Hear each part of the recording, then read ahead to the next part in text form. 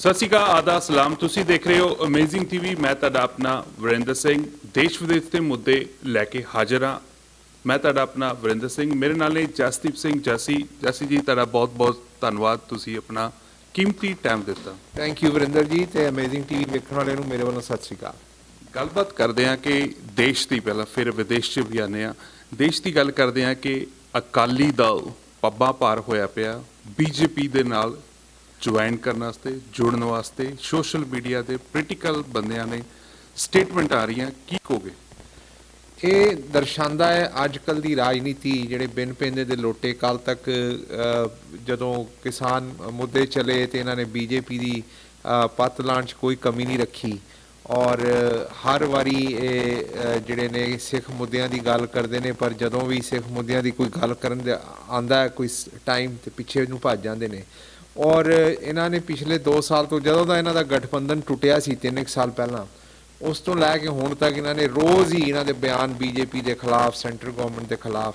ਤੇ ਹੁਣ ਐਸੀ ਕਿਹੜੀ ਗੱਲ ਹੋ ਗਈ ਹੈ ਕਿ ਇਲੈਕਸ਼ਨ ਤੋਂ 6 ਮਹੀਨੇ ਸਾਲ ਪਹਿਲਾਂ ਇਹਨਾਂ ਨੂੰ ਗਠਬੰਧਨ ਦੀ ਲੋੜ ਪੈ ਗਈ ਹੈ। ਤੇ ਮੈਂ ਸਮਝਦਾ ਕਿ ਇਹ ਰਾਜਨੀਤੀ ਦਾ ਲੋਐਸਟ ਲੈਵਲ ਹੈ। ਦੁਨੀਆ ਜਿਹੜੀ ਹੈ ਉਹ ਵੇਖ ਰਹੀ ਹੈ, ਲੋਕ ਪੰਜਾਬ ਦੇ ਕਾਫੀ ਸਮਝਦਾਰ ਹੋ ਚੁੱਕੇ ਨੇ, ਔਰ ਇਹ ਜਿਹੜੇ ਪੈਂਤਰੇ ਨੇ ਇਹ ਹੁਣ ਕੰਮ ਨਹੀਂ ਆਉਣਗੇ। ਜੀ ਬਿਲਕੁਲ, ਕਿ ਇਹਨਾਂ ਨੇ ਰੱਜ ਕੇ ਪਹਿਲਾਂ ਕਿਸਾਨੀ ਮੂਵਮੈਂਟ ਦੇ ਟਾਈਮ ਤੇ ਰੱਜ ਕੇ ਬੇਵਕੂਫ ਬਣਾਇਆ ਕਿ ਇਹ ਤੁਹਾਡੇ ਹੱਕਾਂ ਦੇ ਵਾਸਤੇ ਆ, ਤੁਹਾਡੇ ਫਾਇਦੇ ਵਾਸਤੇ ਆ। ਉੱਥੋਂ ਕਾਮਰੇ ਅਸਤੀਫਾ ਦਿੱਤਾ। ਹਰਸਿਮਰਤ ਕੌਰ ਬਾਦਲ ਦੀ ਗੱਲਬਾਤ ਕਰਦੇ ਆ। ਉਹਨਾਂ ਨੂੰ ਕਹਿੰਦੇ ਕਿ ਹੁਣ ਜਿਹੜੀਆਂ ਇਲੈਕਸ਼ਨ ਆ ਰਹੀਆਂ ਕਿ 5 ਤੇ 8 ਸੀਟਾਂ ਦਾ ਕੁਝ ਗੱਲਬਾਤ ਹੋਈ ਹੈ, ਜੋ ਸੂਤਰ ਦੱਸਦੇ ਨੇ। ਮੈਨੂੰ ਨਹੀਂ ਲੱਗਦਾ ਕਿ ਬੀਜੇਪੀ ਹੁਣ ਇਹਨਾਂ ਨੂੰ ਮੁੱਲ ਆਏਗੀ, ਕਿਉਂਕਿ ਇਹ ਕਲੀਅਰ ਹੋ ਚੁੱਕਿਆ ਕਿ ਅਕਾਲੀ ਦਲ ਦੀ ਇਸ ਵੇਲੇ ਪੰਜਾਬ ਵਿੱਚ ਕੋਈ ਹੋਂਦ ਨਹੀਂ ਹੈ। ਰੀਸੈਂਟ ਇਲੈਕਸ਼ਨ ਵਿੱਚ ਜਿਹੜੀ ਹੋਈਆਂ ਨੇ, ਆਮ ਆਦਮੀ ਪਾਰਟੀ ਨੇ ਸਵੀਪ ਕੀਤਾ। ਜਿਵੇਂ ਈਵਨ ਜਿਹੜੀ ਬਾਈ ਪੋਲਸ ਹੋਏ ਨੇ, ਜਿਮਨੀ ਪੋਲਸ ਚੁਣਾਵ ਹੋਏ ਨੇ ਜਲੰਧਰ ਵਿੱਚ, ਉਹਦੇ ਵਿੱਚ ਵੀ ਅਕਾਲੀ ਦਲ ਪਿੱਛੇ ਰਿਹਾ। ਤੇ ਔਰ ਇਹਨਾਂ ਨੇ ਹੱਥਕੰਡੇ ਸਾਰੇ ਅਪਣਾ ਕੇ ਵੇਖੇ ਨੇ ਪੰਜਾਬ ਵਿੱਚ।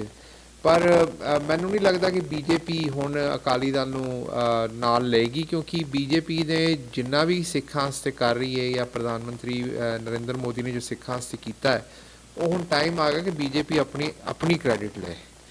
ਅੱਗੇ ਤੇ ਉਹਨਾਂ ਨੇ ਸਾਰਾ ਕ੍ਰੈਡਿਟ ਅਕਾਲੀ ਦਲ ਨੂੰ ਦਿੰਦੇ ਰਹੇ, ਕਰਦੀ ਬੀਜੇਪੀ ਸੀ, ਕ੍ਰੈਡਿਟ ਅਕਾਲੀ ਦਲ ਨੂੰ ਦਿੰਦੇ ਰਹੇ। ਔਰ ਇਹਨਾਂ ਨੇ ਜਦ ਵੇਖਿਆ ਵੀ ਸਾਡਾ ਇੱਥੇ ਹੁਣ ਫਾਇਦਾ ਕੋਈ ਨਹੀਂ, ਤੇ ਇਹਨਾਂ ਨੇ ਫੱਟ ਛਾਲ ਉੱਧਰ ਮਾਰ ਲਈ, ਤੇ ਕਦੀ ਇੱਧਰ ਮਾਰ ਲੈਂਦੇ ਨੇ।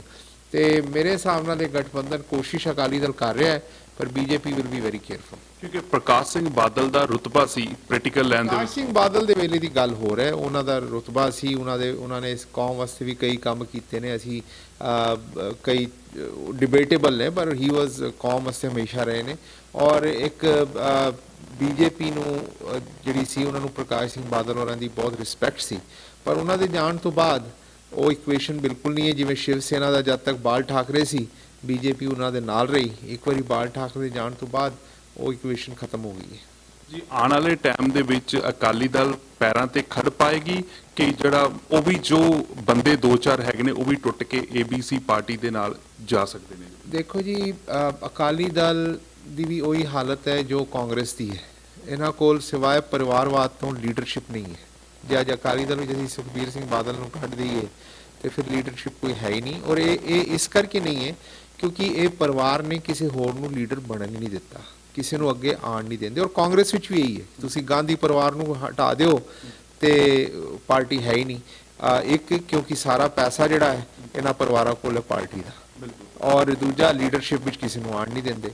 ਤੇ ਮੈਨੂੰ ਨਹੀਂ ਲੱਗਦਾ ਕਿ ਅਕਾਲੀ ਦਲ ਨੂੰ ਜੇ ਇੱਕ ਵਾਰੀ ਫਿਰ ਉਸ ਮੁਕਾਮ ਤੇ ਪਹੁੰਚਣਾ ਹੈ ਜਿੱਥੇ ਕਿ ਪਹਿਲਾਂ ਇੱਕ ਵਾਰੀ ਸੀ, ਇਸ ਲਈ ਇਹਨਾਂ ਨੂੰ ਪੂਰੀ ਲੀਡਰਸ਼ਿਪ ਚੇਂਜ ਕਰਨੀ ਪਏਗੀ, ਪੂਰਾ ਮੰਥਨ ਕਰਨਾ ਪਏਗਾ, ਔਰ ਪਾਰਟੀ ਨੂੰ ਇੱਕ ਵਾਰੀ ਤੋੜ ਕੇ ਫਿਰ ਤੋਂ ਜੋੜਨਾ ਪਏਗਾ। ਕਿ ਪੰਜਾਬ ਦੇ ਲੋਕ ਬਹੁਤ ਸਮਝਦਾਰ ਹੋ ਗਏ ਨੇ। ਜਿਸ ਤਰ੍ਹਾਂ ਉਹਨਾਂ ਨੇ ਅਕਾਲੀ ਦਲ ਨੂੰ ਸਾਈਡ ਤੇ ਕੀਤਾ, ਕਾਂਗਰਸ ਨੂੰ ਸਾਈਡ ਤੇ ਕੀਤਾ। ਜੇ ਅਕਾਲੀ ਦਲ ਤੇ ਬੀਜੇਪੀ ਇਕੱਠੇ ਹੁੰਦੇ ਨੇ, ਜੋ ਕੁਝ ਬੰਦੇ ਕਾਂਗਰਸ ਨੂੰ ਟੁੱਟ ਕੇ ਉੱਥੇ ਗਏ ਨੇ, ਜਾਖੜ ਹਰਾਂ ਦੀ ਗੱਲ ਕਰਦਾ, ਕਿ ਉਹ ਟੇਬਲ ਤੇ ਇਕੱਠੇ ਬਹਿਣਗੇ, ਦਿਮਾਗ ਦੇ ਵਿੱਚ ਪੰਜਾਬ ਦੇ ਲੋਕਾਂ ਦੇ ਆਏਗਾ ਨਹੀਂ? ਦੇਖੋ ਜੀ, ਇਹ ਰਾਜਨੀਤੀ ਦੇ ਜਿਹੜੇ ਪੋਲੀਟੀਸ਼ੀਅਨ, ਇਹਨਾਂ ਦਾ ਕੋਈ ਭਰੋਸਾ ਨਹੀਂ, ਕਦੇ ਵੀ ਕਿਸੇ ਦੇ ਨਾਲ ਵੀ ਬਹਿ ਜਾਂਦੇ ਨੇ। ਪਰ ਇਸ ਵੇਲੇ ਪੰਜਾਬ ਦੀ ਰਾਜਨੀਤੀ ਵਿੱਚ ਪੰਜਾਬ ਦੇ ਲੋਕਾਂ ਨੇ ਜਿਹੜਾ ਆਮ ਆਦਮੀ ਪਾਰਟੀ ਨੂੰ ਇੱਕ ਮੌਕਾ ਦਿੱਤਾ ਹੈ, ਔਰ ਹੁਣ ਤੱਕ ਤੇ ਆਮ ਆਦਮੀ ਪਾਰਟੀ ਅੱਛਾ ਕੰਮ ਕਰ ਰਹੀ ਹੈ ਪੰਜਾਬ ਵਿੱਚ। ਔਰ ਮੈਂ ਇਹ ਹੋਪ ਕਰਾਂਗਾ ਕਿ ਅੱਗੇ ਵੀ ਕਰਦੇ ਰਹਿਣ, ਤਾਂ ਕਿ ਜਿਹੜਾ ਵਿਸ਼ਵਾਸ ਲੋਕਾਂ ਨੇ ਉਹਨਾਂ ਨੂੰ ਦਿੱਤਾ ਹੈ ਔਰ ਇਹ ਬੜੀ ਵੱਡੀ ਗੱਲ ਸੀ ਕਿ ਇੱਕ ਪਾਰਟੀ ਜਿਨ੍ਹਾਂ ਦਾ ਇੱਕ ਕਲੀਨ ਛਵੀ ਸੀ, ਕਦੇ ਪੰਜਾਬ ਵਿੱਚ ਉਹਨਾਂ ਦੀ ਪਹਿਲਾ ਐਂਟਰੀ ਨਹੀਂ ਸੀ, ਉਹਨੂੰ ਪੰਜਾਬ ਦੇ ਲੋਕਾਂ ਨੇ ਇਸ ਵਾਰੀ ਮੌਕਾ ਦਿੱਤਾ ਹੈ। ਔਰ ਇੱਕ ਪੰਥਕ ਪਾਰਟੀ ਤੋਂ ਉੱਪਰ ਹਟ ਕੇ ਜਿਹੜੀ ਕਿ ਕਲੇਮ ਕਰਦੀ ਕਿ ਅਸੀਂ ਤੁਹਾਡੇ ਰਿਲੀਜੀਅਸ ਰਾਈਟਸ ਵਾਸਤੇ ਲੜਦੇ ਹਾਂ, ਅਸੀਂ ਤੁਹਾਡੀ ਧਾਰਮਿਕ ਹੱਕਾਂ ਵਾਸਤੇ ਲੜਦੇ ਹਾਂ, ਉਹ ਲੋਕਾਂ ਨੇ ਵੇਖ ਲਿਆ ਕਿ ਉਹ ਵੀ ਬਰਗਾੜੀ ਕਾਂਡ 'ਚ ਕੋਈ ਧਾਰਮਿਕ ਇਹਨਾਂ ਨੇ ਸਾਡਾ ਨਾਲ ਕੁਝ ਨਹੀਂ ਕੀਤਾ। ਜਦੋਂ ਲੋੜ ਹੁੰਦੀ ਉਸ ਵੇਲੇ ਧਰਮ ਨੂੰ ਅੱਗੇ ਲਿਆਉਂਦੇ ਨੇ, ਜਦੋਂ ਲੋੜ ਹੁੰਦੀ ਉਸ ਵੇਲੇ SGPC ਯੂਜ਼ ਹੁੰਦੀ ਹੈ। ਪਰ ਉਸ ਤੋਂ ਉੱਪਰ ਹੁਣ ਪੰਜਾਬ ਦੇ ਲੋਕ ਉੱਠ ਗਏ ਨੇ ਔਰ ਜਿਹੜਾ ਸਾਡਾ ਯੂਥ ਹੈ ਉਹ ਹੁਣ ਵੇਖ ਰਿਹਾ ਹੈ ਕਿ ਸਾਡੇ ਲਈ ਕਿਹੜੀ ਸਰਕਾਰ ਅੱਛੀ ਹੈ, ਸਾਡੇ ਹੱਕਾਂ ਲਈ, ਸਾਡੇ ਪੰਜਾਬ ਦੀ ਤਰੱਕੀ ਲਈ, ਪੰਜਾਬ ਦੀ ਇਕਨੋਮੀ ਵਿੱਚ ਕਿਹੜੀ ਸਰਕਾਰ ਅੱਛੀ ਹੈ। ਦੋਸਤੋ ਬਣੇ ਰਹੋ, ਮਿਲਦੇ ਹਾਂ ਇੱਕ ਛੋਟੀ ਜੀ ਬ੍ਰੇਕ ਤੋਂ ਬਾਅਦ। ਮੈਂ ਲੈ ਕੇ ਆ ਰਿਹਾ ਦੇਸ਼ ਵਿਦੇਸ਼ ਦੇ ਮੁੱਦੇ। ਮੈਂ ਜਸਦੀਪ ਸਿੰਘ ਜੱਸੀ, ਗੱਲ ਕਰਾਂਗੇ ਦੇਸ਼ ਦੀ ਜਾਂ ਵਿਦੇਸ਼ ਦੀ, ਭਾਵੇਂ ਗੱਲ ਹੋਵੇ ਸਰਕਾਰ ਦੀ ਜਾਂ ਪੰਥ ਦੀ। ਬ੍ਰੇਕ ਤੋਂ ਬਾਅਦ ਤੁਹਾਡਾ ਬਹੁਤ-ਬਹੁਤ ਸਵਾਗਤ ਹੈ। ਪੋਸਟਰ ਬਹੁਤ ਵਾਇਰਲ ਹੋ ਰਿਹਾ, ਜਿਸ ਤਰ੍ਹਾਂ ਪੰਨੂ ਦੇ ਉੱਤੇ ਖਬਰ ਆਈਆਂ, ਖਾਲਿਸਤਾਨ ਦੇ ਬੰਦੇ ਕੁਝ ਪਾਕਿਸਤਾਨ ਦੇ ਇੰਗਲੈਂਡ 'ਚ ਜਾਂ ਕੈਨੇਡਾ ਤੋਂ, ਇੱਕ ਕੈਨੇਡਾ ਤੋਂ ਪੋਸਟਰ ਪਾਇਆ ਗਿਆ, ਉੱਥੇ ਦੀ ਗਵਰਨਮੈਂਟ ਨੇ ਵੀ ਕਿਹਾ ਕਿ ਇਹ ਸਿਚੁਏਸ਼ਨ ਖਰਾਬ ਹੋਣ ਦੀ ਨਜ਼ਰ ਆ ਰਹੀ ਹੈ। ਕੁਝ ਬੰਦੇ ਇੱਥੋਂ ਅਮਰੀਕਾ ਤੋਂ ਵੀ ਕੈਨੇਡਾ ਦੀ ਜਾਣ ਦੀ ਤਿਆਰੀਆਂ ਕਰ ਰਹੇ ਨੇ, ਕੁਝ ਚਲੇ ਗਏ ਨੇ, ਕੀ ਕਹੋਗੇ ਉਹਨਾਂ ਬਾਰੇ? ਦੇਖੋ ਜੀ, ਮੈਂ ਸ਼ੁਰੂ ਤੋਂ ਮੇਰਾ ਇਹੀ ਹੈ ਕਿ ਅਮਰੀਕਾ ਵਿੱਚ ਜਾਂ ਕੈਨੇਡਾ ਵਿੱਚ ਜਾਂ ਬ੍ਰਿਟੇਨ ਵਿੱਚ ਔਰ ਭਾਰਤ ਵਿੱਚ ਵੀ ਖਾਸ ਕਰ ਜਿਹੜਾ ਵੈਸਟ ਵਰਲਡ ਹੈ, ਉੱਥੇ ਲੋਕਾਂ ਨੂੰ ਆਪਣੀ ਹੱਕ ਹੈ, ਆਪਣੀ ਫਰੀडम ਆਫ ਸਪੀਚ ਹੈ, ਫਰੀडम ਆਫ ਰਾਈਟ ਹੈ।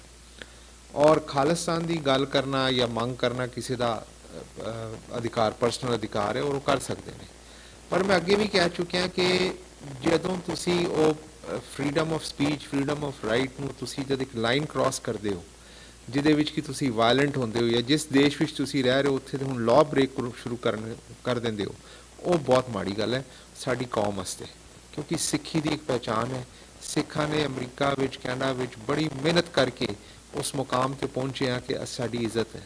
ਔਰ ਜਦੋਂ ਅਸੀਂ ਹਾਲੀ ਪ੍ਰੂਵ ਨਹੀਂ ਹੋਇਆ, ਪਰ ਜੇ ਕਿਧਰੇ ਕਿਸੇ ਖਾਲਿਸਤਾਨੀ ਦਾ ਹੱਥ ਸਾਹਮਣੇ ਆਂਦਾ ਹੈ, ਜਿਹਦੇ ਵਿੱਚ ਸੈਨ ਫਰਾਂਸਿਸਕੋ ਕੌਂਸੂਲੇਟ ਵਿੱਚ ਅੱਗ ਲਗਾਈ ਗਈ, ਹਮਲਾ ਹੋਇਆ, ਹਾਲੀ ਤੱਕ ਪ੍ਰੂਵ ਨਹੀਂ ਹੋਇਆ ਕਿਹਦਾ ਹੱਥ ਹੈ, ਪਰ ਜੇ ਸਾਡਾ ਕਿਧਰੇ ਨਾ ਆਂਦਾ ਹੈ ਤੇ ਉਹ ਬੜੀ ਮਾੜੀ ਗੱਲ ਹੋਏਗੀ। ਔਰ ਮੈਂ ਇਹ ਬੇਨਤੀ ਕਰਾਂਗਾ ਕਿ ਤੁਹਾਨੂੰ ਆਪਣੀ ਗੱਲ ਅੱਗੇ ਰੱਖਣ ਦਾ ਰਾਈਟਸ ਹੈ, ਭਾਵੇਂ ਤੁਸੀਂ ਖਾਲਿਸਤਾਨੀ ਹੋ, ਭਾਵੇਂ ਕਸ਼ਮੀਰੀ ਹੋ, but you have to do it under the framework and law of the country you are living in. ਔਰ ਦੂਜੀ ਇਨ ਜਨਰਲ ਮੈਂ ਖਾਲਿਸਤਾਨ ਦੀ ਗੱਲ ਕਰਾਂਗਾ ਕਿ ਹੁਣ ਸਾਡੇ ਲੀਡਰਸ਼ਿਪ ਨੂੰ ਇਹ ਵੇਖਣਾ ਚਾਹੀਦਾ ਕਿ ਇਹ ਮੁੱਦਾ ਹੁਣ ਰੈਲੇਵੈਂਟ ਵੀ ਹੈ ਕਿ ਨਹੀਂ ਹੈ। ਤੁਸੀਂ ਇੰਡੀਆ ਵਿੱਚ ਵੇਖੋ, ਦੁਨੀਆ ਹੈਜ਼ ਮੂਵਡ ਔਨ, ਅਸੀਂ ਇੱਥੇ ਵੀ ਵੇਖ ਰਹੇ ਹਾਂ।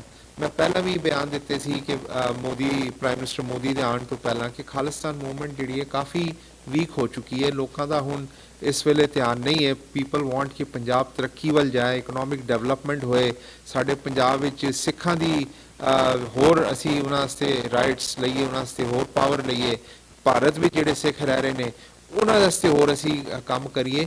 ਔਰ ਉਸ ਵੱਲ ਧਿਆਨ ਜ਼ਿਆਦਾ ਹੈ ਲੋਕਾਂ ਦਾ। ਔਰ ਅਸੀਂ ਇਸ ਵਾਰੀ ਵੇਖਿਆ ਪ੍ਰਾਈਮ ਮਿਨਿਸਟਰ ਮੋਦੀ ਦੀ ਜਦੋਂ ਵਿਜ਼ਿਟ ਸੀ, ਖਾਲਿਸਤਾਨ ਦੇ ਪ੍ਰੋਟੈਸਟ ਹੋਏ ਨੇ, ਪੀਸਫੁਲ ਪ੍ਰੋਟੈਸਟ ਹਨ, ਪਰ ਉਹਨਾਂ 'ਚ ਤਾਦਾਦ ਕਾਫੀ ਘੱਟ ਗਈ ਹੈ। ਤੇ ਇਹ ਰੀਅਸੈਸ ਕਰਨ ਦੀ ਸਿਚੁਏਸ਼ਨ ਹੈ ਸਾਡੀ ਸਾਰੀ ਲੀਡਰਸ਼ਿਪ ਨੂੰ, ਖਾਲਿਸਤਾਨੀ ਲੀਡਰਸ਼ਿਪ ਨੂੰ, ਦੂਜੀ ਲੀਡਰਸ਼ਿਪ ਨੂੰ, ਕਿ ਬਹਿ ਕੇ ਆਪਣਾ ਫਿਊਚਰ, ਆਪਣਾ ਵਿਜ਼ਨ ਵੇਖੀਏ ਵੀ ਇਸ ਵੇਲੇ ਵੇਅਰ ਡਜ਼ ਦ ਕੌਮ ਸਟੈਂਡ ਔਰ ਕੌਮ ਚਾਹੁੰਦੀ ਕੀ ਇਸ ਵੇਲੇ। ਕਿਉਂਕਿ ਜਿਸ ਟਾਈਮ ਖਾਲਿਸਤਾਨ ਦੀ ਗੱਲ ਹੋਈ ਸੀ, ਸੰਤ ਜਰਨੈਲ ਸਿੰਘ ਭਿੰਡਰਾਂਵਾਲੇ ਨੇ ਗੱਲ ਕੀਤੀ, ਉਸ ਨੂੰ ਸਮਾਂ ਕੁਝ ਹੋਰ ਸੀ, ਸਰਕਾਰਾਂ ਕੁਝ। ਮੈਂ ਤੁਹਾਨੂੰ ਇੱਥੇ ਰੋਕਾਂਗਾ। ਸੰਤ ਜਰਨੈਲ ਸਿੰਘ ਭਿੰਡਰਾਂਵਾਲੇ ਨੇ ਖਾਲਿਸਤਾਨ ਦੀ ਕਦੇ ਮੰਗ ਨਹੀਂ ਕੀਤੀ, ਉਹਨਾਂ ਦੀ ਮੰਗ ਸੀ ਅਨੰਦਪੁਰ ਸਾਹਿਬ ਰੈਜ਼ੋਲੂਸ਼ਨ ਦੀ। ਔਰ ਮੈਂ ਉਹਨਾਂ ਦੀ escalated to operation blue star, ਜਿਹੜਾ ਉਸ ਤੋਂ ਬਾਅਦ ਫਿਰ ਕਈ ਗੱਲਾਂ ਹੋਈਆਂ ਨੇ। ਔਰ ਸੰਤ ਜਰਨੈਲ ਸਿੰਘ ਭਿੰਡਰਾਂਵਾਲੇ ਦੀ ਇੱਕ ਤੁਸੀਂ ਉਹਨਾਂ ਦੀ ਸਪੀਚਾਂ ਸੁਣੋ, ਔਰ ਉਹਨਾਂ ਨੂੰ ਮੈਂ ਅੱਜ ਦੇ ਲੀਡਰਾਂ ਨਾਲ ਕੰਪੇਅਰ ਵੀ ਨਹੀਂ ਕਰਨਾ ਚਾਹੁੰਦਾ, ਕਿਉਂਕਿ ਜੋ ਉਹਨਾਂ ਦੀ ਸ਼ਹਾਦਤ ਔਰ ਜੋ ਉਹਨਾਂ ਨੇ ਕੌਮ ਵਾਸਤੇ ਕੀਤਾ, ਹੁਣ ਤੁਸੀਂ ਵੇਖ ਲਓ ਸਾਡੇ ਸੋ ਕਾਲਡ ਖਾਲਿਸਤਾਨੀ ਲੀਡਰ ਸਨ, ਪੰਨੂ ਸਾਹਿਬ, ਉਹ ਹੁਣ ਮਿਲ ਹੀ ਨਹੀਂ ਰਹੇ 2 ਹਫ਼ਤੇ ਤੋਂ। ਕਿੱਥੇ ਗਏ ਲੀਡਰਸ਼ਿਪ ਸਾਡੀ? ਉਹ ਸੋ ਕਾਲਡ ਖਾਲਿਸਤਾਨੀ ਲੀਡਰਸ਼ਿਪ ਅੱਜ ਕਿੱਥੇ?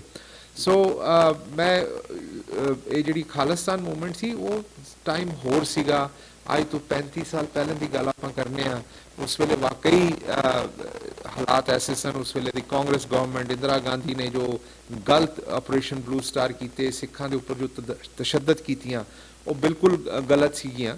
ਪਰ 35-40 ਸਾਲ ਬਾਅਦ ਅੱਜ ਦੀ ਜਿਹੜੀ ਗਵਰਨਮੈਂਟ ਹੈ ਉਹਦਾ ਸਿੱਖਾਂ ਲਈ ਇੱਕ ਡਿਫਰੈਂਟ ਰਵੱਈਆ ਹੈ।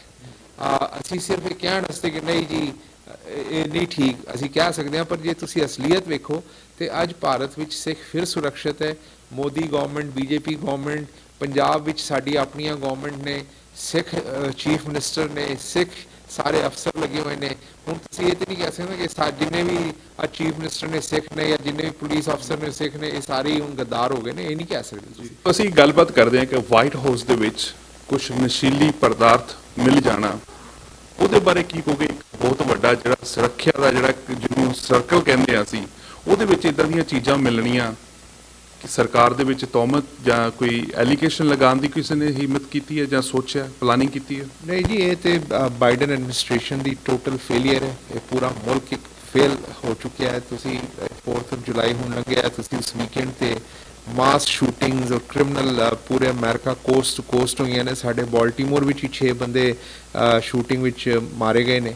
ਔਰ ਇਹ ਦਰਸਾਉਂਦਾ ਹੈ ਕਿ ਜਦੋਂ ਹੁਣ ਸੜਕ ਤੇ ਓਪਨਲੀ ਹੁਣ ਕੋਕੇਨ ਤੇ ਮੈਰੀਜੁਆਨਾ ਦੇ ਟਰੱਕ ਫਿਰ ਰਹੇ ਨੇ, ਲੋਕਾਂ ਨੂੰ ਮਿਲ ਰਹੀ ਹੈ, ਤੇ ਵਾਈਟ ਹਾਊਸ ਵਿੱਚ ਵੀ ਮਿਲ ਪਾਣਾ ਇਸ ਐਡਮਿਨਿਸਟ੍ਰੇਸ਼ਨ ਦੀ ਨਿਸ਼ਾਨੀ ਹੈ ਕਿ ਇਹ ਹੁਣ ਵਾਈਟ ਹਾਊਸ ਵਿੱਚ ਵੀ ਕੋਕੇਨ ਆਣੀ, ਜਿਹੜਾ ਕਿ ਸਭ ਤੋਂ ਸਿਕਿਉਰਡ ਏਰੀਆ ਹੈ, ਜਿਹੜਾ ਜਿੱਥੇ ਕਿ ਤੁਸੀਂ ਪੂਰੀ ਤਲਾਸ਼ੀ ਹੁੰਦੀ ਹੈ। ਔਰ ਵਾਈਟ ਹਾਊਸ, ਬਾਈਡਨ ਐਡਮਿਨਿਸਟ੍ਰੇਸ਼ਨ ਦਾ ਇਹ ਕਹਿਣਾ ਕਿ ਉਹ ਵਾਈਟ ਹਾਊਸ ਦੇ ਹੈਵੀਲੀ ਟਰੈਵਲਡ ਇਲਾਕੇ 'ਚ ਮਿਲੀ, ਮਤਲਬ ਜਿੱਥੇ ਜ਼ਿਆਦਾ ਲੋਕ ਆਉਂਦੇ ਜਾਂਦੇ ਨੇ ਉੱਥੇ ਮਿਲੀ। ਵਾਈਟ ਹਾਊਸ ਦਾ ਐਸਾ ਕੋਈ ਇਲਾਕਾ ਨਹੀਂ ਹੈ ਜਿੱਥੇ ਸਿਕਿਉਰਿਟੀ ਤੋਂ ਬਗੈਰ ਤੁਸੀਂ ਅੰਦਰ ਨਹੀਂ ਜਾ ਸਕੋ।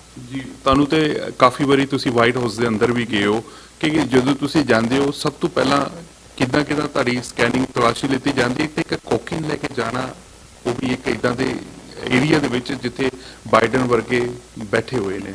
ਇਹ ਬਿਲਕੁਲ ਇੱਕ ਨਾਰਮਲ ਬੰਦਾ ਅੰਦਰ ਜਾਏ ਤੇ ਪੂਰੀ ਡੌਗ ਸਨਿਫਿੰਗ ਤੋਂ ਲੈ ਕੇ, ਜਿਹੜੇ ਕਿ ਟ੍ਰੇਨਡ ਹੁੰਦੇ ਨੇ ਇਹਨਾਂ ਚੀਜ਼ਾਂ ਵਿੱਚ, ਉਹਨੂੰ ਲੈ ਕੇ ਤੁਹਾਡੀ ਪੂਰੀ ਸਕੈਨਿੰਗ ਹੁੰਦੀ ਹੈ। ਤੁਸੀਂ ਮੈਟਲ ਡਿਟੈਕਟਰਸ ਤੋਂ ਜਾਂਦੇ ਹੋ, ਤੁਹਾਡੀ ਜੇਬਾਂ ਖਾਲੀਆਂ ਹੁੰਦੀਆਂ ਨੇ, ਤੁਹਾਡੇ ਉੱਪਰ ਉਹ ਹਵਾ ਛੱਡੀ ਜਾਂਦੀ ਹੈ ਜਿਹਦੇ ਨਾਲ ਤੁਹਾਨੂੰ ਕੋਈ ਐਕਸਪਲੋਸਿਵ ਹੋਏ ਤੇ ਉਹ ਵੀ ਪਤਾ ਲੱਗ ਜਾਂਦਾ ਹੈ। ਔਰ ਇਹ ਇਸ ਤੋਂ ਸਿਰਫ ਐਗਜ਼ੈਂਪਟ ਹੁੰਦੇ ਨੇ ਜਿਹੜੇ ਹਾਈ ਲੈਵਲ ਹੁੰਦੇ ਨੇ ਅੰਦਰ ਵਰਕਰਸ। ਔਰ ਜੇ ਕੋਕੇਨ ਅੰਦਰ ਗਈ ਹੈ ਤੇ ਇਹਦੇ ਵਿੱਚ ਮੈਂ ਸਮਝਦਾ ਕਿਸੇ ਹਾਈ ਲੈਵਲ ਆਫੀਸ਼ਲ ਦੀ ਹੱਥ ਹੈ। ਬਿਲਕੁਲ। ਇੱਕ ਸੀ ਜਸਦੀਪ ਸਿੰਘ ਜੱਸੀ, ਪੰਜਾਬ ਦੇ ਦੇਸ਼ ਵਿਦੇਸ਼ ਦੇ ਮੁੱਦਿਆਂ ਦੇ ਉੱਤੇ ਗੱਲਬਾਤ ਚਰਚਾ ਕੀਤੀ ਹੈ। ਤੁਸੀਂ ਦੇਖਦੇ ਰਹੋ ਅਮੇਜ਼ਿੰਗ ਟੀਵੀ, ਫਿਰ ਲੈ ਕੇ ਆਵਾਂਗੇ ਨਵੀਂ ਅਪਡੇਟ ਨਵੇਂ ਪ੍ਰੋਗਰਾਮ ਦੇ ਨਾਲ। ਅਮੇਜ਼ਿੰਗ ਟੀਵੀ ਤੇ ਦੇਖਦੇ ਰਹੋ ਮੁੱਦੇ ਦੇਸ਼ ਵਿਦੇਸ਼ ਦੇ। ਧੰਨਵਾਦ, ਸਤਿ ਸ਼੍ਰੀ ਅਕਾਲ।